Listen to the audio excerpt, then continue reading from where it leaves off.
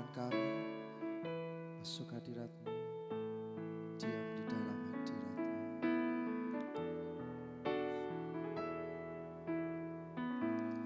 Kerinduanku datang padamu,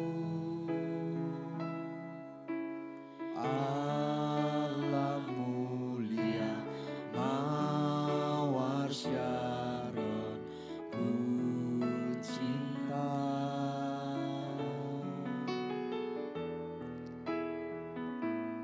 Allah Rajaku, sahabatku, dan sahabatku termanis, terindah, termanis Engkau bagiku. Sembah Dia, sama-sama katakan, ku sembah Kau dalam roh dan kebenaran. Ku sembah Kau dalam roh dan kebenaran. Tak seorang pun jua seperti Kau, Yesus.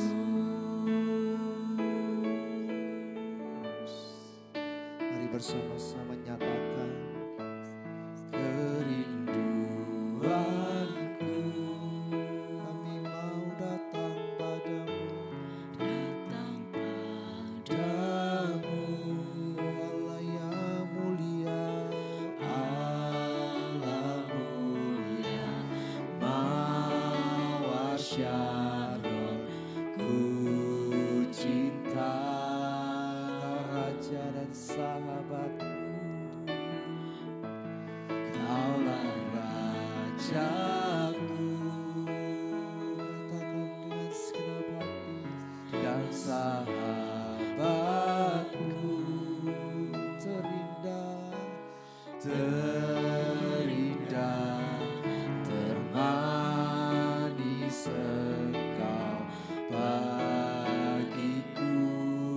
Mari angkat tangan kita bersama-sama, katakan, ku sembah Kau dalam roh dan kebenaran. Angkat pujian suaramu, ku sembah Kau dalam roh dan kebenaran. Tak seorang pun jua seperti Kau, Yesus. Kami menyembah Kau, Tuhan. Katakan, ku sembah Kau dalam roh dan kebenaran. Sembah Dia, ku sembah Kau dari rohmu, dalam roh dan kebenaran. Tak seorang pun jua seperti Kau, Yesus.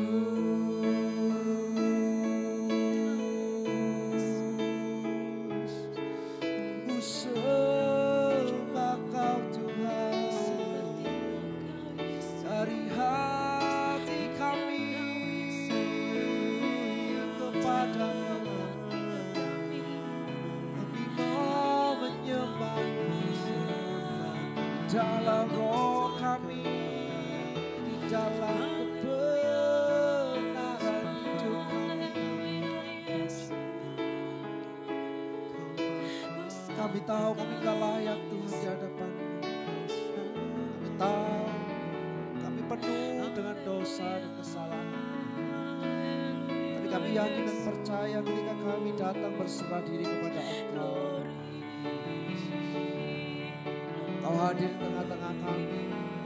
Firman-Mu berkata 2-3 orang berkumpul di dalam nama-Mu, Kau ada di tengah-tengah kami. Dan Engkau yang melayakkan kami oleh pengorbanan salib. Kami mau beri Tuhan yang terbaik, hati kami, pujian kami, hidup kami hanya bagi-Mu, hanya untuk-Mu,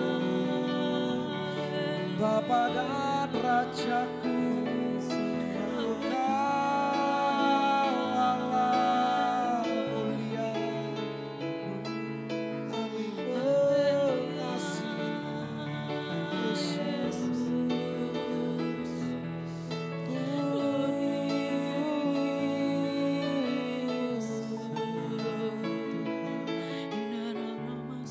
Pujian ini keluar dari hati kami. Sama katakan, ku sembah Kau dalam roh dan kebenaran. Menyembah-Mu, ku sembah Kau. Kami angkat tangan kami, suara kami, hati kami.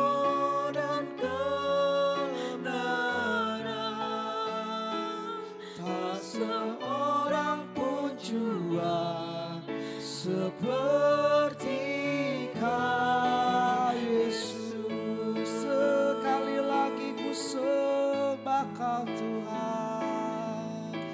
Ku sembah Kau dalam roh dan kebenaran.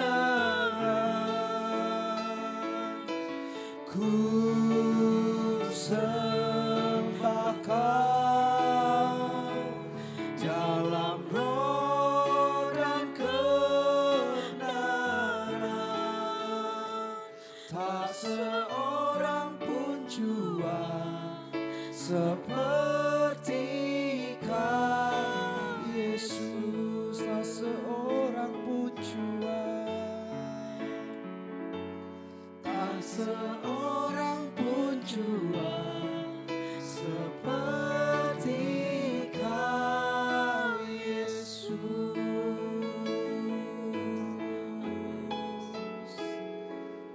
Tak seorang pun jua seperti Kau Yesus.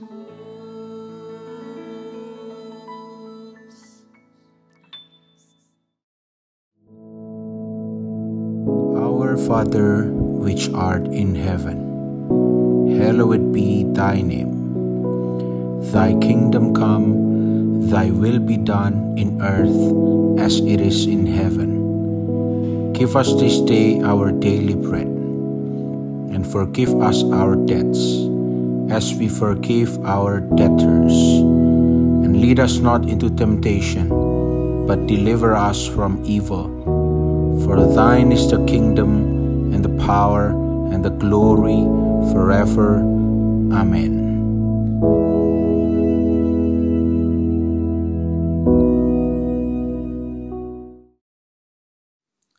Shalom, selamat pagi Bapak Ibu yang dikasihi Tuhan. Saya bersyukur di pagi hari ini kita bisa mencari Tuhan terlebih dahulu. Karena kalau kita mencari kerajaan-Nya, maka semuanya akan ditambahkan kepada kita. Ya saudara, pagi hari ini saya akan ambil satu tema tentang hidup saleh dimulai dari keluarga. Saudara, terkadang kita ini berharap keluarga kita ini diberkati Tuhan, kita ini berharap bahwa karir kita akan semakin maju, bisnis kita semakin diberkati Tuhan. Kita ini berharap bahwa keluarga baik-baik saja. Tetapi kita tanpa kita sadari bahwa terkadang dari komunitas terkecil kita pun kita belum bisa menjadi yang lebih baik. Yaitu komunitas kita yang terkecil adalah di dalam keluarga kita. Jadi saudara, Di pagi hari ini kita akan belajar bersama di dalam Mazmur 133 ayat 1 sampai ke 3. Beginilah firman Tuhan, nyanyian Syiarah Daud.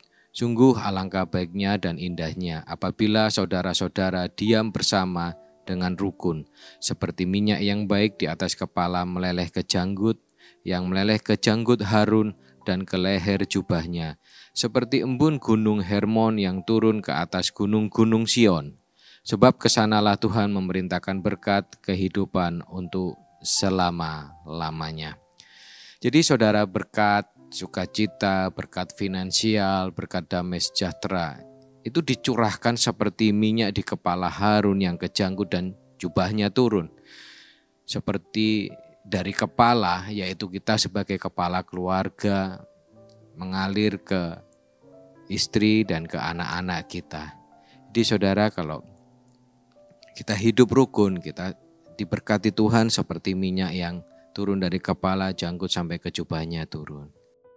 Jadi saudara, sebelum kita berbicara yang lebih luas tentang bagaimana Tuhan memberkati hidup kita, bagaimana kita karir kita bisa maju luar biasa dan sebagainya, kita alangkah baiknya kita membereskan dari skup yang terkecil atau kita membereskan dari yang paling kecil dulu dalam kehidupan kita, yaitu di dalam keluarga kita.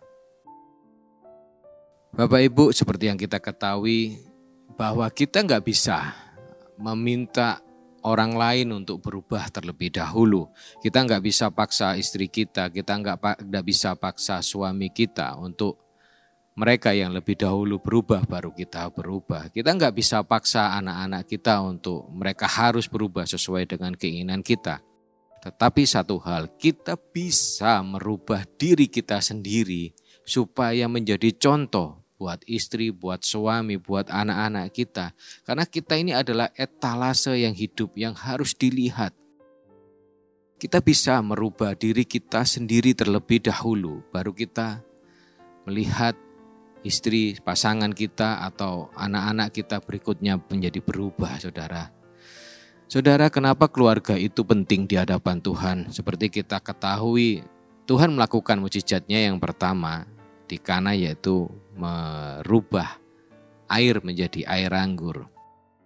Mukjizat Tuhan yang pertama dilakukan di dalam pernikahan, yang notabene berbicara tentang keluarga. Jadi bagi Tuhan keluarga itu adalah sesuatu yang sangat penting, saudara. Dan kita bayangkan kalau kita ada di rumah, suasana sorga, kita semua hidup rukun. Saya yakinkan kita semua tidak akan mencari hiburan di luar, tetapi kita cukup di rumah pun kita merasa sukacita. Tapi kalau di rumah seperti di neraka, saya yakin saudara dan saya nggak bakal kerasan juga akan di rumah, akan mencari banyak hiburan di luar dan semakin rawan kita untuk jatuh di dalam dosa. Ya. Jadi saudara, kita pagi hari ini kita belajar bagaimana sih kita format yang Alkitab inginkan atau pattern yang Tuhan inginkan di dalam keluarga. Saya akan mulai dari peran seorang suami. Saya akan bacakan di Efesus 5 ayat yang ke-25. Hai suami, kasihilah istrimu sebagaimana Kristus telah mengasihi jemaat dan telah menyerahkan dirinya baginya. Wow, saudara, suami disuruh untuk mengasihi istrinya seperti Yesus mengasihi jemaatnya. Bahkan kalau diperlukan untuk menyerahkan nyawanya untuk istrinya, itu yang paling ekstrim ya. Tapi saudara, bagaimana kita sebagai kepala keluarga tidak hanya berusaha bisa memenuhi dari segi material, tetapi bagaimana kita juga bisa memberi perhatian, kasih sayang kepada istri kita.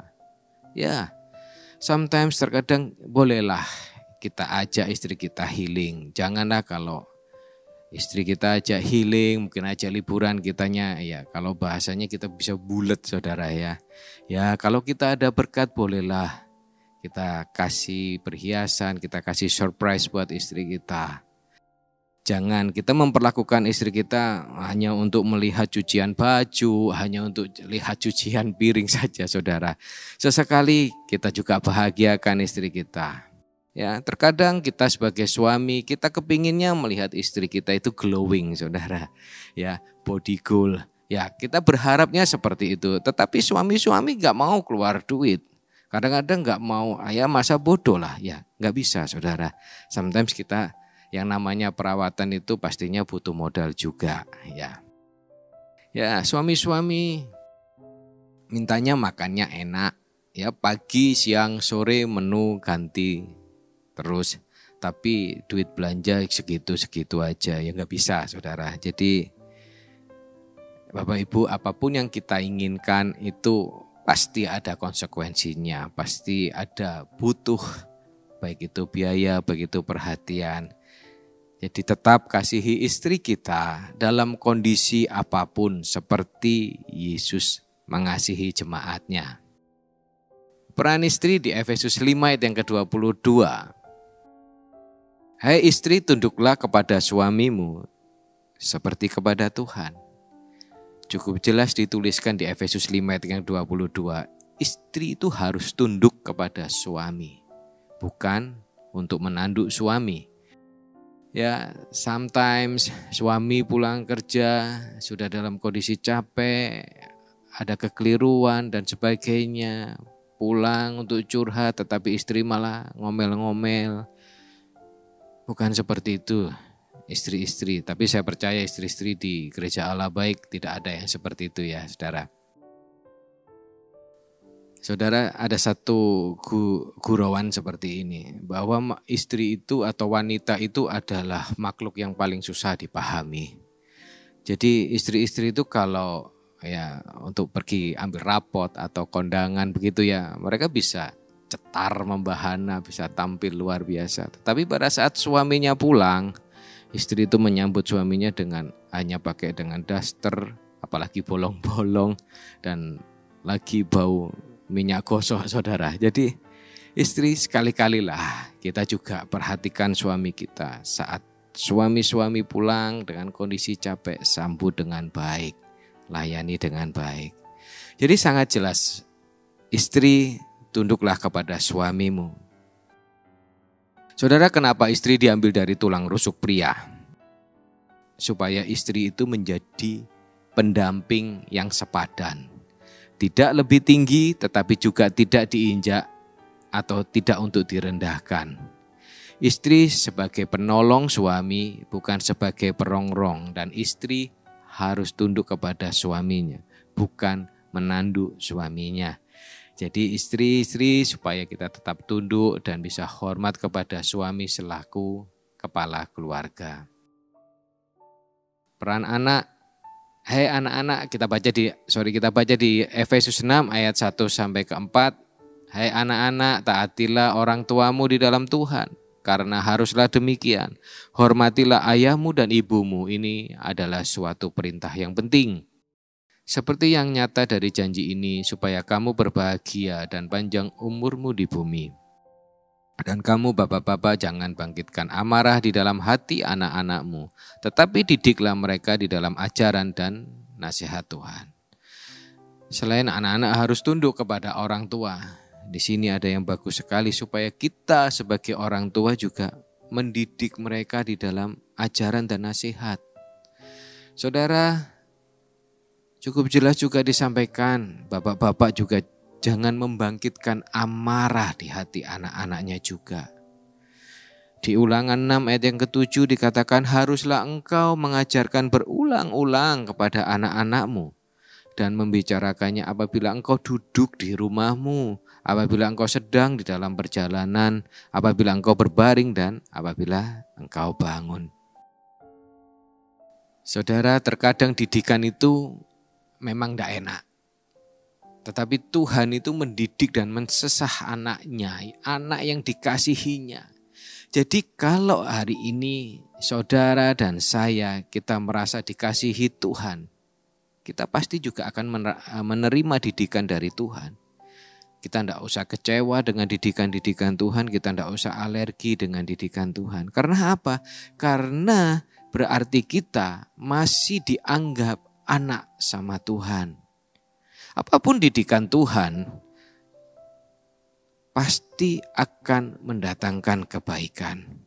Di Yeremia 29 ayat 11 saya bacakan, sebab aku ini mengetahui rancangan-rancangan apa yang ada padaku mengenai kamu.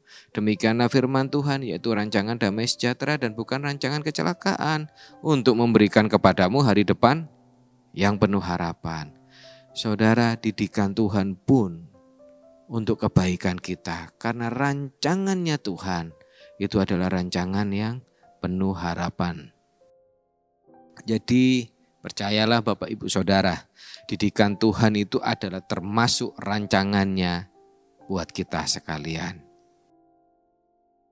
Jika saat ini kehidupan kita berubah lebih baik lagi, mari saudara kita belajar dari skup yang lebih kecil, dari yang paling kecil, yaitu di dalam keluarga kita. Kita mulai berubah supaya pasangan hidup kita, anak-anak kita pun ikut berubah.